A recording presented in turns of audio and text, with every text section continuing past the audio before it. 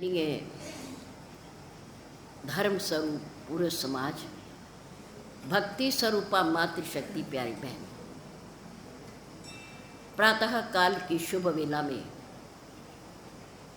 ये सीताराम मंदिर के भव्य प्रांगण में देवों में प्रथम पूज्य देव गणपति देवता जी के श्री चरणारविंद में परम पूज्य गुरुदेव जी के सन्मुख परमपिता परमात्मा को साक्षी मानते हुए अपने अपने पैरों की चौकड़ी लगाकर बैठते हुए, शरीर को सीधा रखते हुए, मन को अपने पास लाते हुए, चित्त वृत्ति को एकाग्र करके बैठते हुए, आंखें खोल करके बैठते हुए, किसी भी प्रकार की हलचल को रोकते हुए, शांति का दान देते हुए, समय का सदुपयोग करते हुए, धर्ममय वातावरण में धर्म की चर्चा, जीवन सुधार की चर्चा, प्रभु की पवित्र पावनी चर्चा कहने और सुनने का प्रयास कीजिए।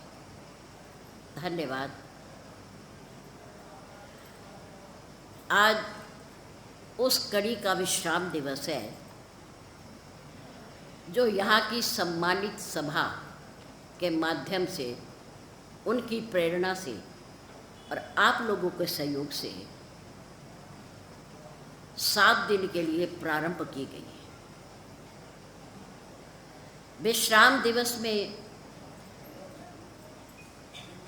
शहर के हर कोने से आए हुए प्रभु प्रेमियों का, सज्जनों का, भक्तों का धन्यवाद भी करना होता है,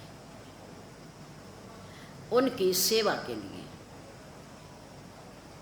उनके कार्यों के लिए। मंदिर में, सत्संग में मिलने वाली कोई भी सेवा कभी भी छोटी नहीं होती। सेवा हमेशा बड़ी होती है, चाहे वो दरी बिछाने की हो, पानी पिलाने की हो, जूतों को अच्छे प्रकार से संभाल कर रखने की हो, या दरियाँ उठाने की हो, या समाज को बिठाने की हो। किसी भी प्रकार की सेवा हो, सेवा तो सेवा ही है, कभी छोटी नहीं होती। इसलिए जो मिल जाए उसे कीजिए तन मन से। नंबर 2, सेवा दे नहीं जाती, याद रखो, सेवा दे नहीं जाती, ढूंढनी पड़ती है। ढूंढनी पड़ती है कि क्या काम या बाकी है, क्या कार्य बाकी है जो नहीं हो रहा, उसे हम करें। सेवा ढूंढी जाती है। हमारे यहाँ के नवयुवक बच्चों ने, बहनों ने, मातृशक्ति ने, बच्चियों ने इन 7 दिनों में बहुत सेवा की है। प्रथम दिन से श्री गणपति जी की स्थापना 19 सितंबर से, और जब तक आप चाहेंगे आपके बीच में रहेंगे, वैसे हमेशा हैं। लेकिन ये हमारी पूजा पद्धति है, ये हमारी परंपरा है कि आप कितने दिन तक अपने पास रख कर इनकी तन मन धन से सेवा कर सकते हैं। आपकी खुशी है। हमारे इस श्री सीताराम मंदिर, श्री ज्वाला नगर विकास समिति के अध्यक्ष हमारे प्रिय श्री अशोक जी अरोड़ा, जिन्हें सब जानते हैं, और छोटी सी उम्र के अंदर उन्होंने मंदिर की बहुत सुंदर सेवा संभाली हुई है। और सेवा कोई भी हो, भगवान के श्री विग्रह का दर्शन, उनकी दिव्यता, उनकी अलौकिकता का ध्यान रखना, उनका श्रृंगार, उनकी सेवा करना, ये काम तो करते ही हैं, लेकिन वैसे भी किसी भी प्रकार की कोई भी सेवा हो, कोई भी करने को तत्पर रहते हैं। धन्य है वो माँ, जिस माँ ने ऐसे बालक को जन्म दिया है। ऐसे बालक ही अपने कई कुलों को तार देते हैं, उनका उद्धार कर देते हैं, कल्याण कर देते हैं। केवट ने गंगा जी के घाट पर भगवान के श्री चरणों का प्रक्षालन करके उनका चरणामृत स्वयं तो लिया ही परिवार के साथ, लेकिन अपने जो पूर्वज और पितृ स्वर्ग और नरक में बैठे थे, उन सब का भी उद्धार कर दिया, कल्याण कर दिया। भक्त प्रहलाद राक्षस कुल में हुए, हिरण्यकशिपु के बेटे सपुत्र, लेकिन उन्होंने भगवान की भक्ति करके, सेवा करके अपने उस राक्षस कुल को भी ऊंचाइयों पर पहुंचा दिया। आज भक्त प्रहलाद के साथ उसके पिता राक्षस, दुष्ट बुद्धि वाले, दुष्ट प्रवृत्ति वाले हिरण्यकशिपु का नाम भी लिया जाता है। किसके कारण? भक्त के कारण, प्रहलाद के कारण, पुत्र के कारण। भगवान शंकर श्री रामचरितमानस में कहते हैं, बड़ी सुंदर बात है, और उत्तरकांड में लिखा हुआ है। अभी आप सुन रहे थे कि श्री रामचरितमानस में कितने सोपान हैं, कितने कांड हैं? 7 कांड हैं, 7 सीढ़ियां हैं भगवान तक पहुंचने के लिए। श्री रामचरितमानस में प्रथम बालकांड नाम याद होने चाहिए, अपने को भी और अपने बच्चों को भी। श्री गीता जी में कितने अध्याय हैं? कितने हैं? 18। ये श्री गीता जी का ज्ञान किसने किसको दिया? भगवान श्री कृष्ण जी ने किसको दिया? अर्जुन, पार्थ को दिया। और कहाँ दिया? कुरुक्षेत्र के मैदान में, युद्ध से पहले। अर्जुन के अज्ञान को, मोह को दूर करने के लिए, अंधकार को मिटाने के लिए कि तू अपने कर्तव्य से गिर रहा है, तू क्षत्रिय है, तेरा काम है धर्म की रक्षा के लिए युद्ध करना, सज्जनों को सुख देने के लिए, अपने अधिकार के लिए तुम लड़ाई कर रहे हो, छीन नहीं रहे हो, छीना झपटी नहीं कर रहे हो, अपना अधिकार जो दुर्योधन नहीं देना चाह रहा उसे प्राप्त करना है। तुम क्षत्रिय हो, लड़ना तुम्हारा काम है, तुम्हारी भुजाओं में बल है। भगवान श्री कृष्ण ने अपने सखा, अपने सेवक, मित्र अर्जुन को, भारत को, पार्थ को प्रदान किया। शास्त्रों के नाम, शास्त्रों के रचयिता, उनके लिखने वाले, ये सब हमारे बच्चों को भी और हमें भी याद होने चाहिए। नंबर 1 बालकांड, नंबर 2 अयोध्या कांड, नंबर 3 अरण्य कांड, नंबर 4 किष्किंधा कांड, नंबर 5 श्री सुंदर कांड। हर कांड, हर सोपान के नाम के आगे क्या लगाओ? श्री। क्या लगाओ? सम्मान सूचक शब्द है। और अपने ग्रंथों के नाम के आगे भी क्या लगाना चाहिए? श्री लगाइए, श्री लगाओ। श्री सुंदरकांड, सुंदरकांड ना कहा, श्री सुंदरकांड। और छठा श्रीलंका कांड, वो भी श्री है, क्योंकि भगवान राम और रावण का युद्ध है धर्म की स्थापना के लिए। दुष्ट का विनाश होगा, धर्म की स्थापना होगी, देवता सुखी होंगे, सज्जन लोग प्रसन्न होंगे और प्रभु के अवतार का जो ध्येय है, लक्ष्य है, वो पूरा होगा। और 7वां सोपान कौन सा है? श्री उत्तरकांड। श्री उत्तरकांड। श्री उत्तरकांड में भिन्न भिन्न महान पुरुषों के, भगवान भोलेनाथ के प्रति माँ पार्वती के, कागभशुंड जी के प्रति पक्षियों के राजा गरुड़ के, महर्षि याज्ञवल्क्य जी के प्रति महर्षि भरद्वाज के, और गोस्वामी तुलसीदास जी के अपने मन के भाव जो भी हैं, प्रश्न हैं, उन सब का उत्तर है उसमें। इसलिए उस सोपान का नाम क्या रखा गया? श्री उत्तरकांड। श्री उत्तरकांड। आदत बनाइए, स्वभाव बनाइए श्री कहने की। यह हमारे लिए गर्व की बात है कि हम अपने ग्रंथों को, सम्मानित पूज्य ग्रंथों को सम्मान से उच्चारें, उनका नाम लें हम, क्योंकि हमारे वो पूजनीय हैं, सम्मानित हैं। उसमें हमारे भगवान के दर्शन होते हैं, उसी में भक्ति है, उसी में ज्ञान है, उसी में शुभ कर्मों की प्रेरणा है। इन शास्त्रों में एक शास्त्र है मोक्ष का देने वाला, श्रीमद् भागवत।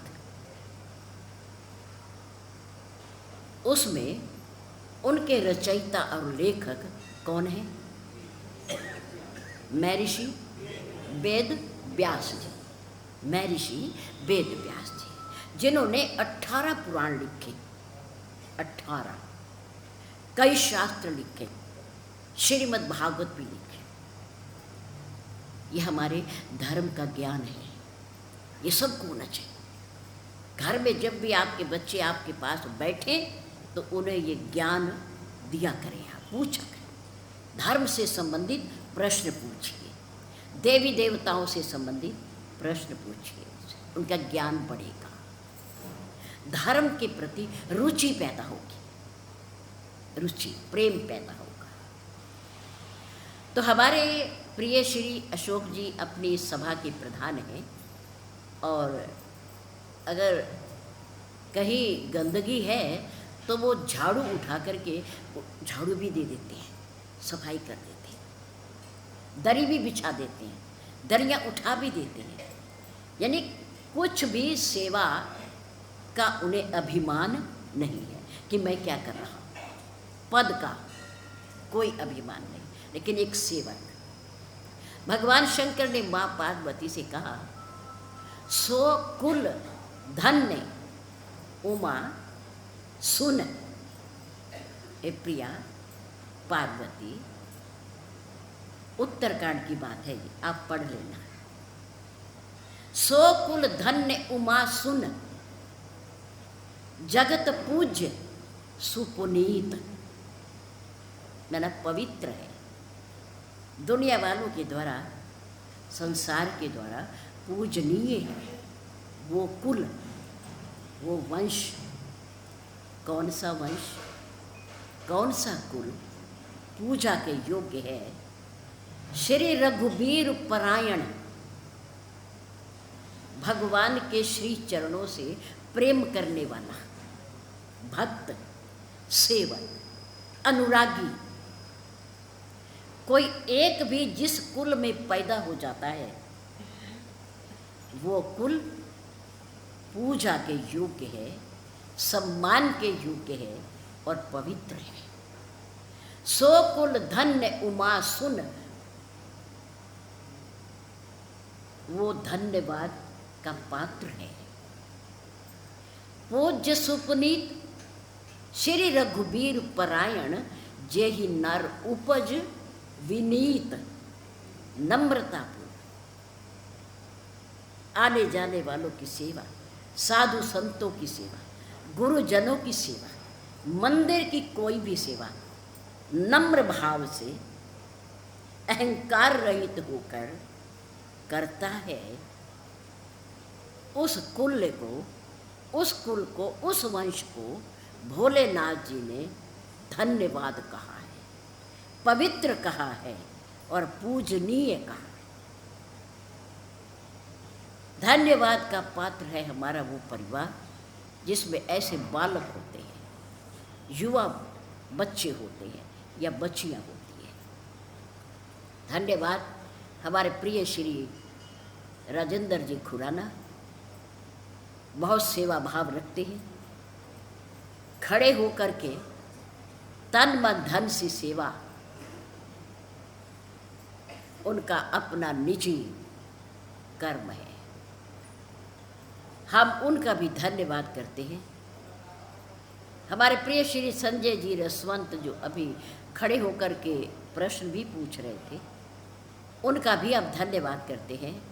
और हमारे प्रेरणा स्रोत, हमारे मार्गदर्शक, हमारे बाबूजी प्रिय श्री आदर के योग श्री छाबड़ा जी, श्री ग्रोवर जी, आदरणीय भैया श्री मदन लाल जी, आदरणीय भैया श्री मदन लाल जी अरोड़ा, आदरणीय भैया श्री किशन लाल जी अरोड़ा, जितने यहाँ पद अधिकारी हैं और सेवा वाले हैं, उन सब का हम अपने हृदय की गहराइयों से धन्यवाद भी करते हैं।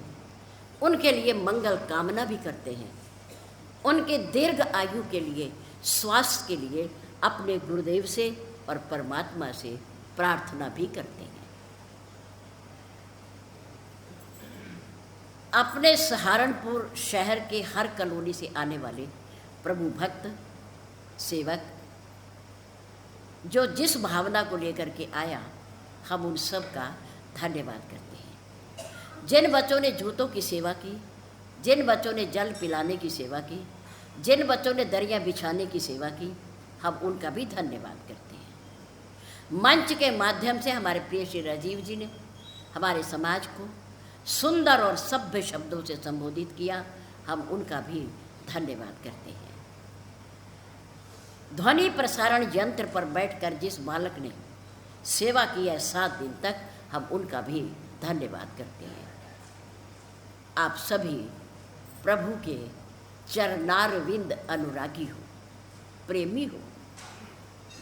1 घंटे का समय देकर के आप लोगों ने अनुशासन का पालन करते हुए, समय का पालन करते हुए 7 दिन बैठ करके धर्म चर्चा सुनी, प्रभु चर्चा सुनी। बड़े भाग्य से मिलती है, बड़े भाग्य पाइए सत्संगा। बड़े भाग्य से मनुष्य तन मिलता है और फिर बड़े भाग्य से ही संतों का सत्संग मिलता है। फिर पुण्य पुंज बिन मिला ही न संता। जब तक किसी भी जीव के, मनुष्य के कई जन्मों के पुण्यों का संग्रह हो जाता है, पुंज बन जाते हैं पुण्य, तब कहीं जाकर के ऐसी घड़ियाँ सुलभ होती हैं, प्राप्त होती हैं। धन्यवाद के, साधुवाद के पात्र हो आप सब। इसी प्रकार से भगवत कार्यों में, धर्म के कार्यों में लगे रहा करो। हमारा एक बालक प्रतिदिन समय से पूर्व 7 के 7 दिन पंत विहार गाड़ी लेकर के खड़े हो जाते थे और समय से यहाँ तक लाना, आप लोगों के मध्य तक पहुँचाना, बहुत सुंदर कार्य किया उस बालक ने। अब उसके लिए भी धन्यवाद करते हैं, उसके प्रति मंगल कामना। हमारी यहाँ की मातृशक्ति आप देख रहे हो, पहचानी जा रही है। अलग से अंग वस्त्र धारण किए हुए लेकिन मातृशक्ति बैठी है, बहुत कर्मठ है। श्री सुंदरकांड जी का पाठ हो, नवरात्रों में माँ देवी के पाठ हो, कीर्तन हो, आपके लोगों के घरों में, समाज में खुशी का मौका हो, माहौल हो, वहाँ भी ये मेरी मातृशक्ति भजन कीर्तन करने पहुँच जाती है, पहुँच जाती है। और इनके साथ और खुशी की बात है, प्रसन्नता की बात है कि हमारी नव युवतियाँ, हमारी बालिकाएँ, हमारी बहनें अब जुड़ने लगी हैं। साथ देने लगी हैं। हमारी माताएं घबरा रही थी कि कैसे होगा, हमारे घुटने नहीं चलते, नीचे बैठा नहीं जाता, दूर आया जाया नहीं जाता, भाग करके काम नहीं होता, कोई सेवा नहीं होती, कैसे होगा। लेकिन भगवत कृपा हुई, गुरुदेव का आशीर्वाद हुआ, हमारी बहुत सारी बच्चियां इनके साथ जुड़ गई और काम करने लगी, सेवा करने लगी। धन्यवाद उन बालिकाओं का भी। और बहुत सारी ऐसी बालिकाएं हैं जो प्रातःकाल 5 बजे मंगला आरती में पंत विहार में पहुंचती हैं। धन्यवाद की बात। भगवान कृपा करे, मेरे गुरुदेव उन पर कृपा करें, उनके मन और बुद्धि शुद्ध बना रहे और वह इसी प्रकार से लगी रहें। बहुत बड़ी हिम्मत है। बच्चों को स्कूल भेजना, घर का गृह कार्य करना, भोजन बनाना और वहाँ भी ड्यूटी देना अधिकार। सिर्फ आरती नहीं करती, सेवा भी करती है वहाँ की। और जो सेवा कह दो वही कर देती, वही कर देती। धन्यवाद। जो भी समाज, पूरे समाज, हमारे बच्चे या भाई जो भी पहुँचता है वहाँ, उन सब का धन्यवाद। धन्यवाद की प्रक्रिया के बाद भगवत चर्चा। ज़्यादा समय नहीं लेंगे आपका, आज विश्राम दिवस है ना। फिर यहाँ की सभा ने आपके लिए भोजन का प्रबंध भी तो किया है, प्रसाद का, घबराना नहीं। और विश्राम दिवस पे 10-15 मिनट तो फालतू हो ही जाते हैं, क्योंकि धन्यवाद करना, सम्मान करना होता है। जिन्होंने सेवा की होती है भगवत श्री चरणों में, उनका सम्मान करके उन्हें और ऊपर बढ़ाना होता है। इसलिए चिंता वाली कोई बात नहीं, अच्छी जगह बैठी हो। और जब तक यहाँ बैठे हो ना, कथा में बैठे हो, तब तक हमारी और आपकी मन की और तन की व्यथा भाग जाती है, भाग जाती। यहाँ बैठ करके कोई दुख भी नहीं सताता, कोई रोग भी नहीं सताता, कोई घर की दुर्घटना या ऐसी कोई बात भी याद नहीं आती, व्यथा भाग जाती है कथा सुन करके। और जब तक यहाँ बैठो, बिन सत्संग न हरि कथा, तही बिन मोह न भाग। क्या लिखा? भाग लिखा। बिना सत्संग के हरि की चर्चा नहीं होती, और हरि की चर्चा हुए बिना हमारे और आपके हृदय का अज्ञान और मोह भागता नहीं। याद रखो, भागता, भाग शब्द है, बिल्कुल जाना नहीं लिखा, भागना, भाग गया, भाग करके, यहाँ से भाग करके कहाँ खड़ा हो गया? कहाँ गया वो भाग के? वहाँ खड़ा है मंदिर के गेट पे। कहाँ खड़ा है? आपकी प्रतीक्षा कर रहा है कि आप यहाँ से उठो तो हम फिर लपेटें आपको, फिर सारा याद आने लगेगा। जब तक यहाँ बैठे हैं भूले हुए हैं, मोह भागा हुआ है, व्यथा भागी हुई है, लेकिन जैसे यहाँ से उठेंगे वो मोह फिर हमें चिपट जाएगा। फिर दुकान को टाइम दो, कितने, आज तो 15 मिनट लेट हो गए हम। घर बुला रहे होंगे, बच्चे भी याद कर रहे होंगे, पता नहीं क्या कर रहे होंगे, वो सारा याद आने लगता है। लेकिन जब तक यहाँ बैठे हैं तब तक कोई व्यथा, दुख, संताप नहीं।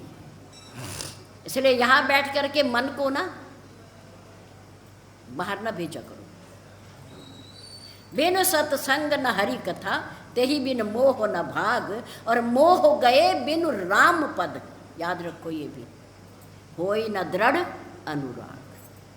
मोह के भागे बिना, मोह के गए बिना राम के श्री चरणों में भक्ति या अनुराग भी नहीं होगा। जब तक यहाँ बैठे हो तब तक ठीक है, कल्याण है, कोई बात नहीं। 15 मिनट ज़्यादा से अधिक समय ले लेंगे।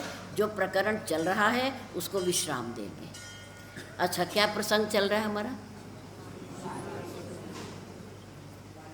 किष्किंधा के राजा बाली और उनके भाई सुग्रीव का प्रसंग चल रहा है। ये चौथा सोपान है, श्री रामचरितमानस का चौथा सोपान है। श्री के किष्किंधा कांड, बाली इंद्र के अंश हैं और सुग्रीव सूर्य के अंश हैं। भगवान की सहायता करने के लिए देवता लोग बानर बन करके आए हैं, बानर और भालू बन करके आए हैं ब्रह्मा जी के आदेश से। क्यों? ये मनुष्य भी तो बन सकते थे भाई। देवता बानर ही क्यों बने, बंदर ही क्यों बने, ये मनुष्य क्यों नहीं बने? राम भी तो मनुष्य है। नहीं, क्यों नहीं बने?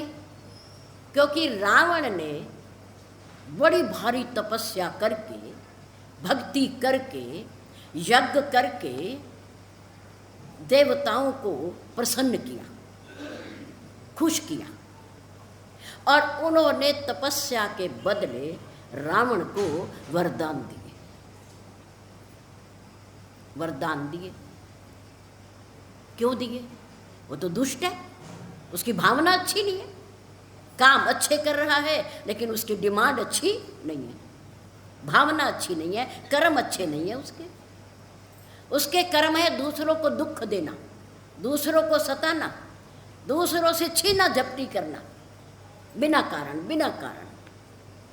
भाई तू सोने की लंका का राजा है, एक से एक तेरे पास सुंदरियां हैं, तेरे पास खजाने की कोई कमी नहीं। भगवान भोलेनाथ ऊपर से उतर कर तेरी पूजा स्वीकार करने आते हैं, तुझे क्या कमी है? फिर भी तू जहां तहां मुंह मारता फिरता है, लड़ता फिरता है, झगड़े करता है, युद्ध करता है, सताता है महापुरुषों को, ब्राह्मणों को। उसकी वृत्ति अच्छी नहीं है, विचार अच्छे नहीं है। पिता माँ ने, ब्रह्मा जी ने, भोलेनाथ जी ने कहा, बोलो भाई क्या चाहते हो? इतनी बड़ी उग्र तपस्या की आपने, क्या चाहते हो? हम ये चाहते हैं पिता माँ कि हम काहू के मरे ना मारे, हम काहू के मरे न मारे, बानर मनुज जाति दुई बारे, बारे में न छोड़ के, बारे में ना छोड़ के, मनुष्य और बानर को छोड़ करके हमें कोई मारे ना, हम किसी के हाथ से न मरे, और हम मारे सबको पर हमें कोई ना मारे। हम सबको सताएं, सबको दुख दें, पर हमें कोई ना सताए, हमें कोई दुख ना। ये रावण की भावना है। उसने मांगा कि बानर और मनुज, बानर और मनुष्य, इन दोनों को छोड़कर हम किसी से डरने वाले नहीं, हम किसी से नहीं डरते। भाई ये ना हमें मारे बस। पिता महा ने, ब्रह्मा जी ने कहा, अरे मूर्ख, इतनी बड़ी तपस्या करके तूने मांगा भी तो क्या मांगा? हम तो यही सोच रहे थे, इतना बड़ा तपस्वी, कर्मकांडी, विद्वान, 4 वेदों का ज्ञाता, पराक्रमी, आखिर मरेगा कैसे? कैसे मरेगा? पर वाह प्रभु, तेरी लीला बड़ी अद्भुत है, मैं कैसे मरूंगा? इसने अपने मुंह से ही बता दिया कि मनुष्य और बानर मुझे मार सकते हैं और कोई नहीं मार सकता, और किसी के मारे से हम न मरे पर हम सबको मारे। ये दुष्ट बुद्धि है कि हम सबको मारे पर हमें कोई न मारे। ये दुष्ट बुद्धि, अच्छी बुद्धि नहीं है। प्रभु ने कहा चलो कोई बात नहीं, ठीक है ठीक है, दे दो, दे दो जो मांग रहा है। पार ब्रह्म की उंगली हिली, दे दो जो मांग रहा है, दे दो, बाकी मैं देख लूंगा। तो भगवान राम पार ब्रह्म, परम पिता परमात्मा, तो क्या बन करके आए? मनुष्य बने। क्या बने? मनुष्य बने, अंशन सहित देह धरी ताता। भगवान राम ने मनु और शत्रुपा को कहा कि देखो, आपने पुत्र रूप में मुझे मांगा, मैं अकेला नहीं आऊंगा, मैं अपने अंशों के सहित आऊंगा। ब्रह्मा, विष्णु, महेश, इन तीनों के साथ आऊंगा। आऊंगा आपके घर, पुत्र बन करके आऊंगा, धर्म की स्थापना करूंगा, राक्षसों का वध करूंगा, सज्जनों को सुख पहुंचाऊंगा, आप चिंता ना करना, मैं आऊंगा, टूटे हुओं को जोड़ूंगा, मिलाऊंगा, मैं आऊंगा। प्रभु मनुष्य बन करके आए, जब अवतार हो गया अयोध्या जी में, तो ब्रह्मा जी ने कहा, सब देवताओं को बुलाकर मीटिंग की कि देखो पार ब्रह्म आ गए हैं, परम सत्ता आ गई है, मनुष्य बन करके तुम जाओ, तुम भी धरती पर जाओ बानर के रूप में, तुम सब बानर बन जाओ। भगवान राम और लक्ष्मण मनुष्य हैं और तुम क्या बनो, बानर बनो, क्योंकि वो बानर और मनुष्य इन दोनों से नहीं डरता, और इसकी मृत्यु का कारण भी यही बनेंगे, यही बनेंगे। इसलिए इंद्र का अंश है बाली और सूर्य का अंश है शुक्र। ये कौन से युग में हुआ भला, आप जानते हो? त्रेता में। कब हुआ? त्रेता में, तीसरे युग में, कल्प के तीसरे युग में। हर कल्प में 4 युग होते हैं। नंबर 1 सतयुग, नंबर 2 त्रेता, नंबर 3 द्वापर और नंबर 4 कलयुग। अब चौथा चल रहा है, कल्प का चौथा चरण चल रहा है, अब कलयुग चल रहा है। द्वापर में इससे उल्टा हो गया। क्या हो गया कि सूर्य का अंश तो बन करके आया कुंती का बेटा कर्ण। कौन आया? कर्ण। किसका अंश है वो? सूर्य का। और इंद्र का अंश बन करके आया भगवान श्री कृष्ण का सखा धनुर्धारी, जिसने पूरा महाभारत का युद्ध लड़ा। वो कौन है? अर्जुन। कौन है वो?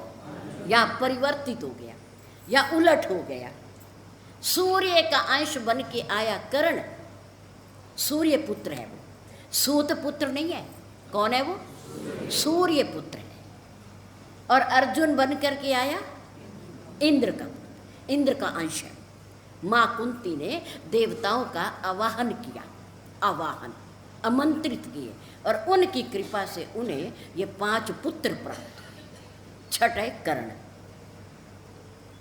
छठा कर्ण। ये उनके अग्रज ज्येष्ठ भ्राता है पांडवों के कर्ण, क्योंकि ये सूर्य पुत्र है। माँ ने परीक्षा ली कि जो महापुरुषों ने मुझे आशीर्वाद दिया कि आप जिस देवता को आमंत्रित करोगी, आवाहन करोगी, वो देवता आपके पास आएगा, आएगा। और याद रखना, आएगा तो वो कुछ ना कुछ देकर ज़रूर जाएगा, ज़रूर जाएगा। इसलिए ध्यान रखना बुलाते समय, आमंत्रित करते समय। तो महापुरुषों के आशीर्वाद की परीक्षा लेने के लिए माँ कुंती ने सूर्य देव को सबसे पहले आमंत्रित किया, सबसे पहले। अब वो आ गए, खड़े हो गए। कहो देवी क्या आज्ञा है?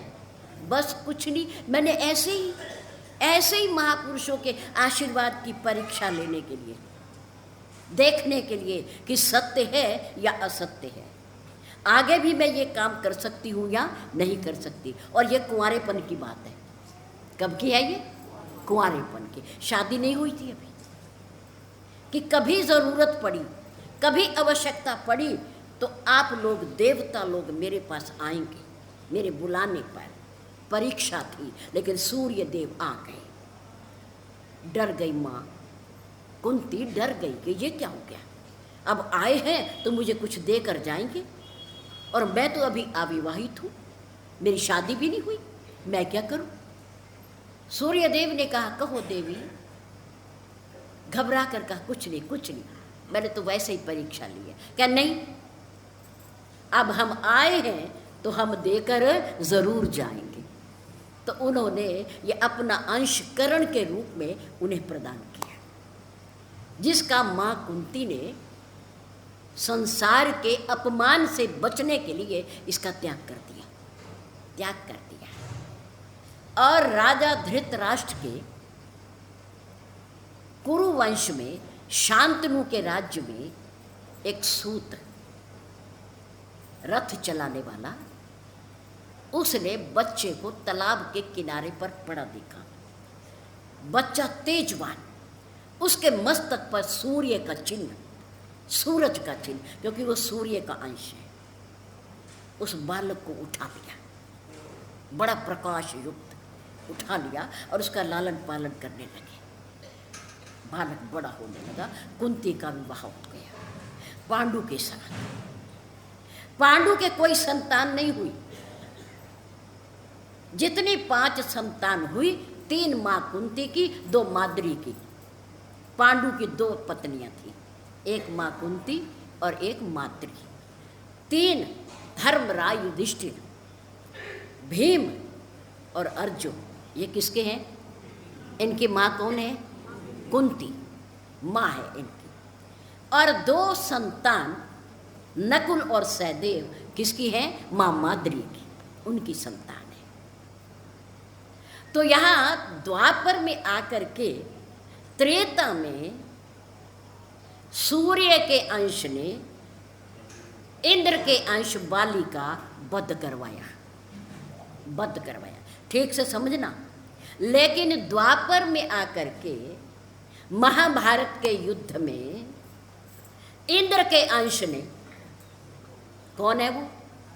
अर्जुन। कौन है? इंद्र के अंश ने सूर्य के अंश कर्ण का वध किया, कर्ण का वध किया। कर्ण अपने पहिए, रथ का पहिया निकालने के लिए कीचड़ में धंस गया, निकालने लगा, निकालने लगा। भगवान श्री कृष्ण ने अर्जुन को आदेश किया, अर्जुन समय है, उचित समय है। कैसा? कर्ण को मारो, मारो कर्ण को। अर्जुन ने प्रभु से विनती की, प्रार्थना की, प्रभु धर्म युद्ध है, ये धर्म युद्ध हो रहा है, अधर्म सिखा रहे हो। ईश्वर का रूप होकर के अधर्म करना सिखा रहे हो। कैसे? वो निहत्था है, उसके पास कोई हथियार नहीं, मेरे पास हथियार है। वो जमीन पर खड़ा है, मैं रथ के ऊपर हूं, मैं कैसे मार दूं? मैं कैसे मार दूं? भगवान श्री कृष्ण ने कहा, अर्जुन यदि तुमने इस समय अब इस कर्ण को नहीं मारा तो ये कर्ण तुझे मार देगा, तुझे मार देगा। ये इतना बलवान है, तुम इसको अपने से कम मत समझो। ये योद्धा है, इसने शस्त्र विद्या भगवान परशुराम जी से सीखी है, ये उनका शिष्य है। भगवान परशुराम जी के 3 शिष्य हैं। कोई पूछे तो बताना, जानकारी रखा करो। भीष्म पितामह ने शांतनु और गंगा मां के पुत्र भीष्म पितामह ने परशुराम जी से, भगवान परशुराम जी से शस्त्र विद्या सीखी। नंबर 2, पांडव और कौरवों के गुरु, शस्त्र विद्या सिखाने वाले गुरु द्रोणाचार्य जी ने भगवान परशुराम जी से अस्त्र विद्या सीखी। नंबर 3, सूर्य पुत्र कर्ण ने, जब द्रोणाचार्य जी ने कर्ण को शिष्य बनाने से इनकार कर दिया, अस्वीकार कर दिया कि नहीं, मैं सूत पुत्र को विद्या नहीं सिखाता, मैं राजपुत्रों को सिखाता, तुम्हें नहीं सिखाऊंगा। कर्ण निराश होकर चला गया। वो सूत पुत्र तो था नहीं, था तो क्षत्रिय, था सूर्य पुत्र, लेकिन निराश नहीं हुआ। वो सीधा पहुंचा भगवान परशुराम जी के पास, वहां उनसे प्रार्थना की और कहा कि मैं आपके श्री चरणों में रहकर शस्त्र विद्या सीखना चाहता हूँ, आप कृपा करो, कृपा करो। उन्होंने कहा, तुम कौन हो? क्षत्रिय हो? नहीं, मैं सूत पुत्र हूँ। और था क्षत्रिय, झूठ बोला, झूठ बोला, असत्य भाषण किया। और इस असत्य का भाषण का फल कर्ण को भोगना पड़ा, भोगना पड़ा। परशुराम जी ने उन्हें शाप दिया, कर्ण तुम सूत पुत्र नहीं थे, तुमने झूठ बोला मेरे सामने, असत्य भाषण किया, तुम क्षत्रिय थे, तुम सूर्य पुत्र हो, इतना बड़ा जहरीला कीड़ा काटने के बाद भी तुमने उफ नहीं की, तुम घबराए नहीं, तुम कष्ट सहते रहे। ये क्षत्रिय का धर्म है, सूत पुत्र का नहीं है। तुम झूठ बोले, इसलिए मैं तुम्हें शाप देता हूं कि जो तुमने मेरे से विद्या सीखी है, जब तुम्हें इस विद्या की जरूरत होगी, आवश्यकता होगी, तो ये ज्ञान तुम भूल जाओगे, भूल जाओगे। बाण चलाओगे किधर, छोड़ोगे किधर और जाएगा किधर, तुम भूल जाओगे। दिशा ज्ञान भी तुम्हें नहीं रहेगा। ये महाभारत के युद्ध में कर्ण के साथ हुआ। भगवान श्री कृष्ण ने कहा, अर्जुन इसे मारो। इंद्र का अंश सूर्य के अंश को मार रहा है, और मारा।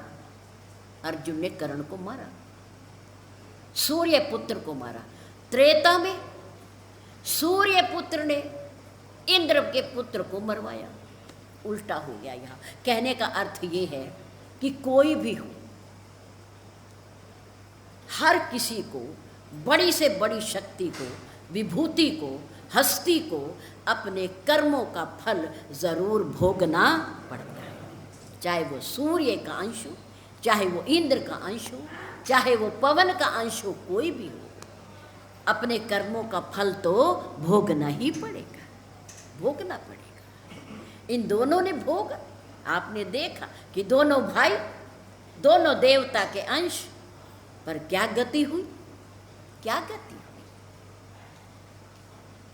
तो सुग्रीव को सखा कहने पर भगवान राम ने बाली का वध किया, उसके रास्ते का कांटा दूर किया और उसे राजा बनाया। क्या बनाया?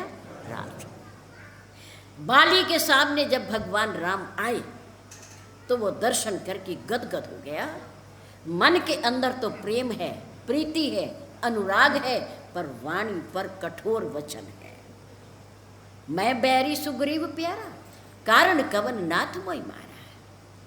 धर्म हेतु अवतरियो गुसाई, मारियो मोई ब्याद की नाई। सामने आते छिप करके क्यों मारा? और मेरी आपसे शत्रुता ही क्या है? मैंने आपका बिगाड़ा ही क्या है जो आपने मुझे तो मारा और सुग्रीव की रक्षा की, उसे बचाया। भगवान राम ने उसके प्रश्नों का उत्तर दिया। मूढ़ है, मूर्ख तो ही सह अतिशय अभिमाना, नारी सिखावन कर सी न काना। मम भुज बल आश्रित जानी, मारा चहसी अधम अभिमानी। अनुज बधू भगनी सुत नारी, सुन सठ कन्या सम ए चारी। इन्हें कुदृष्टि बिलो के जोई, ताई बधे कछु पाप ना हो। तुम्हारे अंदर अभिमान है, तुम्हारी दृष्टि कुदृष्टि है, सुदृष्टि नहीं है, कुदृष्टि है। तुम्हारी नजर अच्छी नहीं है, तुम अहंकारी हो।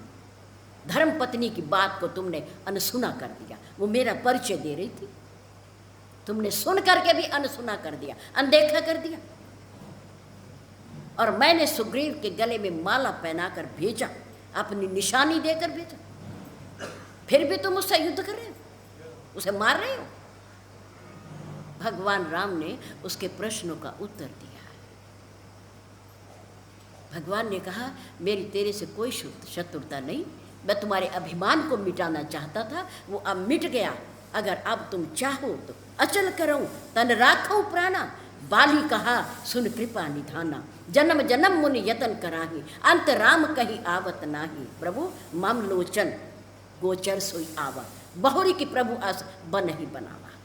अगर ऐसा संयोग फिर कभी बनता हो तो मैं जिंदा होने के लिए तैयार हूँ, मैं जीने के लिए तैयार हूँ। कैसा संयोग कि मेरा अंतिम समय हो, अंतिम सांसें हो और आप परमात्मा मेरे सामने इसी रूप में मेरे सन्मुख खड़े हो, मुझे दर्शन हो रहा हो और मेरे प्राण निकल जाए, प्राण निकल जाए। ऐसा वायदा करते हो, फिर आ सकते हो तो मैं जीने के लिए तैयार हूँ। प्रभु मुस्कराए। प्रभु ने कहा वो संयोग तो यही है बस, इसके बाद नहीं है, इसके बाद नहीं बन सकेगा और मैं वायदा भी नहीं करता। तो फिर बाली ने कहा, प्रभु सुनहु राम स्वामी सन, चले न चातुरी मोरी। हे प्रभु, आपके सामने मेरी चतुराई, मेरी चालाकी क्या चल सकती है? आप तो परमपिता परमात्मा हो। सुनहु राम स्वामी सन, चले न चातुरी मोरी। प्रभु, आप मेरे सन्मुख खड़े हो, मैं आपके दर्शन कर रहा हूं, क्या अब भी मैं पापी हूं? अब भी मेरे पाप शेष हैं? मेरे राम ने कहा, नहीं, ऐसा नहीं, अब नहीं है। अब तुम्हारा अहंकार मिट गया, तुम्हारे पाप मिट गए, तुम्हारी दूषित भावना खत्म हो गई है, क्योंकि तुमने हमारे दर्शन कर ली हैं। मम दर्शन कर फल परम अनुपा, जीव पाव निज सहज स्वरूपा। मेरे दर्शन करने का फल तो ये होता है कि जीव अपना सहज स्वरूप प्राप्त कर जाता है, मेरे धाम में चला जाता है, मुझे प्राप्त हो जाता है, वो मेरे में आकर के मिल जाता है, उसकी मुक्ति हो जाती है, मुक्ति हो जाती है। अब तुम पापी नहीं हो कि सन्मुख होई जीव मोई जब ही, जन्म कोटि अग नाशी।